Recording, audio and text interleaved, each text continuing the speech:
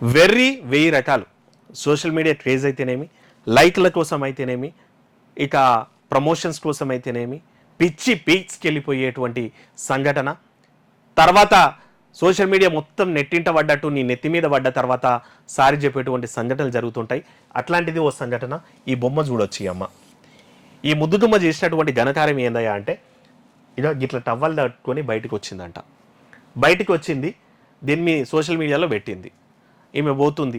జనరల్గా ఈ టవల్ కట్టుకునేటువంటి వేషం ఏడ చేస్తారు? బాత్రూమ్ వేషం. సో ఆ వేషం వేసుకొని నడు రోడ్డు మీదకి వచ్చింది. వచ్చి సడన్గా ఈ టవల్ తీసింది. లోపల ఓ బ్రాండ్ సంబంధించినటువంటి డ్రెస్ వేసుకుందంట. సో ఇట్లాంటి వాడు రీల్స్ చేసేటువంటిది. సో అమ్మడును నెట్టింట బూతులతో పాటు అన్నీ కలిపేసి తిట్టే వరకు చివరికి రియలైజ్ అయ్యి ఇది ఎప్పుడో పాతది, అప్పుడు పెట్టినా, సో క్షమించండి, ఎక్కువ ఓవర్గా రెస్పాండ్ కాకండి అని రిక్వెస్ట్ అయితే చేస్తుందంట. రెండవది, ఇట్లాంటి వీడియోస్ పెట్టేటప్పుడు అమ్మాయిలు కూడా ఆలోచించాల్సినటువంటి అవసరం ఉంటుంది.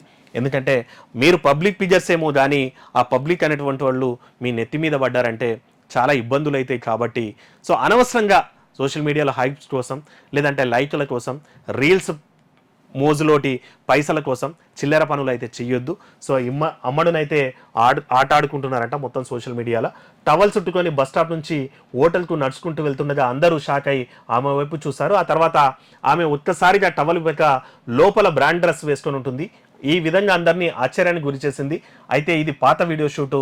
తను ఇన్స్టాలో తాజాగా పోస్ట్ చేసింది 2019 ఫ్యాషన్ షోలో భాగంగా ఈ వీడియో చిత్రీకరించానని, దయచేసి అంతా సీరియస్గా తీసుకుంటానని చెప్పిందంట.